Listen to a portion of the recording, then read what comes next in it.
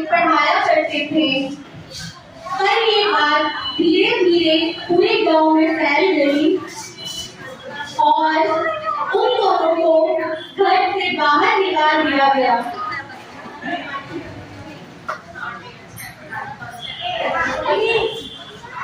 घर से बाहर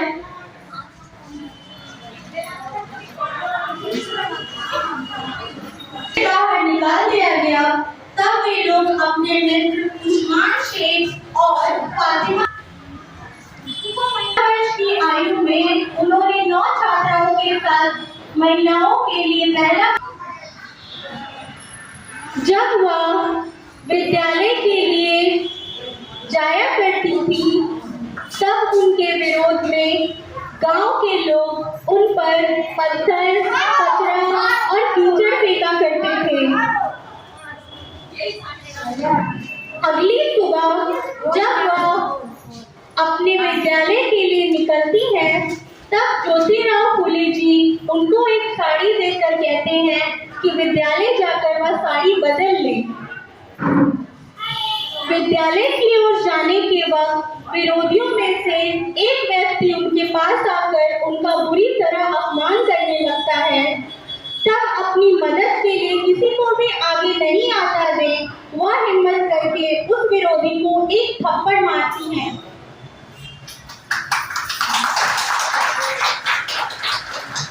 सन 1851 तक सावित्रीबाई और ज्योतिराव फूले जी मिलकर 5 और विद्यालयों का निर्माण करते हैं। सन 1854 को गांव में महिलाओं, विधवाओं और पीड़ितों के लिए वे आश्रय गृह का निर्माण करवाते हैं। साथ ही साथ उन्होंने वहां के एक बालक को भी गोद लिया था जिसका नाम यशवंतराव था। आगे चलकर वह एक डॉक्टर और अपनी मां की तरह एक समाज सेवी बना। सन 1897 में जब पूरे महाराष्ट्र में प्लेग की बीमारी फैली तब यशवंतराव के साथ मिलकर सावित्रीबाई जी ने लोगों का इलाज किया। इसी दौरान उनको भी प्लेग की बीमारी हो गई और 10 मार्च 1897 को उन्होंने अंतिम सांस ली। धन्यवाद।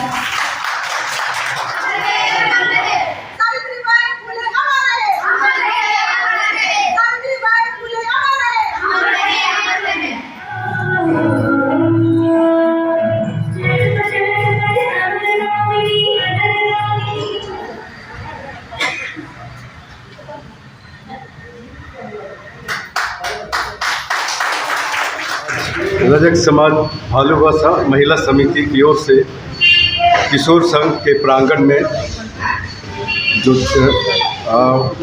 सावित्रीबाई फूले की जयंती मनाई गई। हम लोग को पहले ये जानना चाहिए कि ये जयंती क्यों मनाते हैं। हम लोग सावित्रीबाई फूले को 3 जनवरी को ही क्यों याद करते हैं। उनको याद करने का मुख्य कारण है कि सावित्रीबाई फूले ने अपना जीवन शिक्षा के क्षेत्र में बलिदान कर दिया। सावित्रीबाई फूले शिक्षा के लिए जिनकी शिक्षा के चलते ही समाज से लड़ी है, शिक्षा के लिए समाज को सारा जीवन समर्पित कर चुकी है। सावित्रीबाई फूले ने कई स्कूल खोले हैं। सावित्रीबाई फूले अपने जीवन में इतनी संघर्ष की है कि वो जब स्कूल में शिक्षा के लिए पढ़ाने जाती थी उनके ऊपर कीचड़ फेंका जाता था, उनके ऊपर पत्थर फेंका जाता था। उसके बावजूद भी सावित्रीबाई फूले हार नहीं मानी।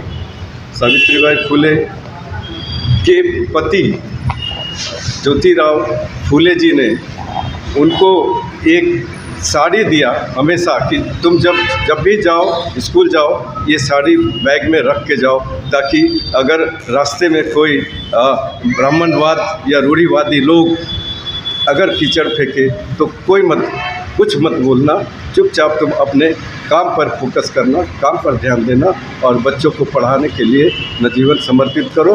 और ये साड़ी आप वहाँ क्लास में जाके, स्कूल में जा कर के चेंज कर लेना। तो ये जो सावित्रीबाई फुले और ज्योतिराव फुले, ये दोनों शिक्षा के प्रति समर्पित रहे हैं। इन दोनों ने 4-5 स्कूल खोले। सावित्रीबाई फुले एक कवियत्री भी थी, बहुत कम लोग जानते हैं। कविता के क्षेत्र में इन्होंने 2 किताबें भी लिखी हैं।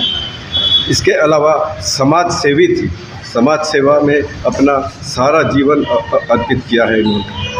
इनका मुख्य कार्य जो रहा है वो विधवाओं को पुनर्विवाह करने के लिए प्रेरित करती थी। उस क्षेत्र में सावित्रीबाई फुले ने काफ़ी काम किया है कि विधवा पुनर्विवाह करे।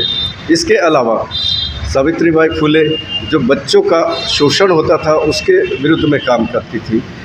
इसके अतिरिक्त सावित्रीबाई फुले ने जो सती प्रथा थी, सती प्रथा के खिलाफ में भी काफ़ी आवाज़ उठाई, काम की है और उसके लिए जो एक आश्रय भी खोली कि जो महिला अगर सती हो जाती है, सती नहीं होना चाहिए, उनको सती नहीं होने के लिए एक आश्रम खोला गया और उसमें महिलाओं को रहने का या उनको बच्चे का जन्म देने के लिए व्यवस्था किया गया ताकि वो अपने बच्चे को जन्म दे और उनके बच्चे वहाँ पे सुरक्षित रहें।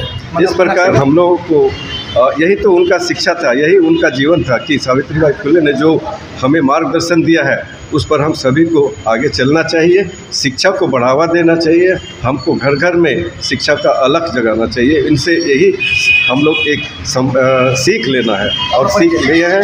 हम लोग अपने रजक समाज की तरफ से ये कोशिश कर रहे हैं कि हर घर में शिक्षा हो, कोई भी अनपढ़ ना रहे।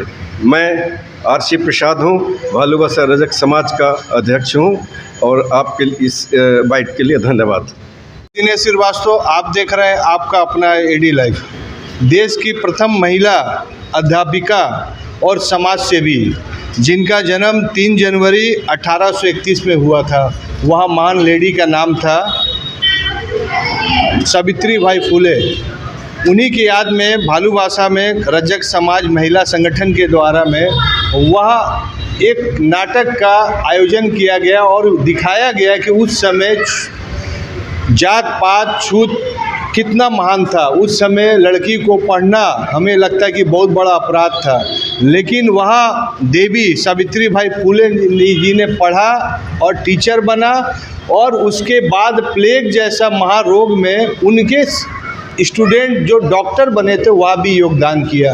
तो यह समझाने का कोशिश किया गया है कि शिक्षा ही सबसे बड़ा ताकत है, जात पात ऊंच नीच कुछ नहीं होता। और इन्हीं के साथ यह महिला संगठन है और यह लोग हैं जो इसको हर साल की भांति इस साल भी किशोर संघ में मनाया गया।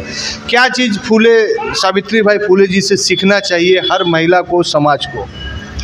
देखिए, सावित्रीबाई फुले जी से हम लोग को यही सीखना चाहिए था कि जैसे उन्होंने समाज को आगे बढ़ाने के लिए इतना संघर्ष किया, तो हम लोग को भी अपने समाज के लिए आगे बढ़कर कार्य करना चाहिए और जितने भी महिलाएं हैं सभी को हेल्प करना चाहिए शिक्षित करने में। अभी भी बहुत सारे लोग हैं जो शिक्षित नहीं है, उनको थोड़ा सा हेल्प करना चाहिए, बच्चों को हेल्प करना चाहिए और हमारा समाज आगे बढ़े, हम यही चाहते हैं। धन्यवाद। कितना खुशी लगता है कि उस समय महिला के प्रति आवाज़ उठाना आज से 200 साल पहले बहुत ही मुश्किल समय होगा। उस समय तो बहुत ही मुश्किल समय होगा। आज के दौर में जो इतनी महिलाओं को कहीं कहीं सुनते हैं कि ये प्रताड़ना झेलनी पड़ती है, तो उस समय उसने कितना झेली होगी, वो सुनकर रोआ काँप उठती है। वाकई में उसने बहुत मेहनत, बहुत आगे बढ़कर बहुत बढ़िया काम किया था। उनकी बदौलत से ही आज हम लोग यहाँ पर है। उनका तहे दिल से बहुत बहुत शुक्रिया। उनको तो श्रद्धांजलि वाकई में देती हूँ, बहुत काम किए वो। क्या बोलना चाहेंगे आप? मैं यही बोलना चाहती हूँ कि हमें भी उनके दिखाए हुए रास्ते पे ही चलना है और आगे बढ़ते जाना है और समाज को भी आगे बढ़ाना है और बच्चों को भी आगे बढ़ाना है। धन्यवाद।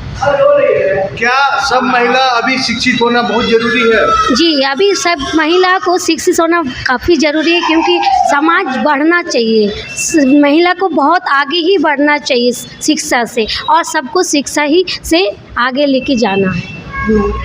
एक महिला जब शिक्षित होती है, सबसे पहले अपने परिवार को आगे बढ़ाती है, फिर वही परिवार के विभिन्न लोग मिल के एक समाज को आगे बढ़ाते हैं। तो एक महिला को पढ़ना बहुत ज़्यादा ही ज़रूरत है। मैं उनके जीवनी से इतना कहना चाहूँगी कि आत्मनिर्भर बने और जब तक सफलता ना मिले तब तक अपने आत्मसम्मान के लिए भी लड़े और आत्मनिर्भर बने। धन्यवाद। मैं इतना कहना चाहती हूँ कि आज हम पढ़े लिखे रहेंगे तो आगे चल के अपने बच्चे को, अपने घर के हर सदस्य को आगे ऊंचा नीचा सिखाना, बताना कि ये अच्छा है, ये बुरा है, बच्चे आप ये करिए, वो से बच्चा अच्छा सीखे। जो सावित्रीबाई फूले बता रही हैं कि यहाँ नारी बढ़ेगी तभी सब समाज आगे बढ़ेंगे। क्या बोलना चाहेंगे? इस समाज में उनका जो योगदान है वो तो अतुलनीय है, उनका कोई मोल ही नहीं है। उस समय उन्होंने छुआछूत जात पात के होते हुए भी शिक्षा ग्रहण किया और स्कूल खोले, बच्चों को पढ़ाया, बच्चे को गोद लेकर डॉक्टर बनाया और अपने पूरा जीवन को समाज के लिए निछावर कर दिया। उसके लिए हमें किसी एक शब्द का इस्तेमाल तो नहीं कर सकते हैं, पर हाँ, उनका योगदान बहुत ही महत्वपूर्ण है हमारे समाज के लिए, जो ये बताता है कि अगर महिलाओं को शिक्षा का अवसर दिया जाए तो वो भी बहुत कुछ कर सकती हैं, समाज में विकास सारी चीज़ें ला सकती हैं। धन्यवाद। अफसोस है कि हमारे जैसे सावित्रीबाई फूले जी इस भारत देश में जन्म हुआ, उन्होंने इतना शोषण के प्रति आवाज़ उठाई और शिक्षक बन के समाज सेवा की। आज भी भारत आज़ाद हो चुका, आज भी महिला के साथ अत्याचार होता है, दहेज के लिए जलाया जाता है और आज भी महिला को वह स्वतंत्रता नहीं दिया जाता है।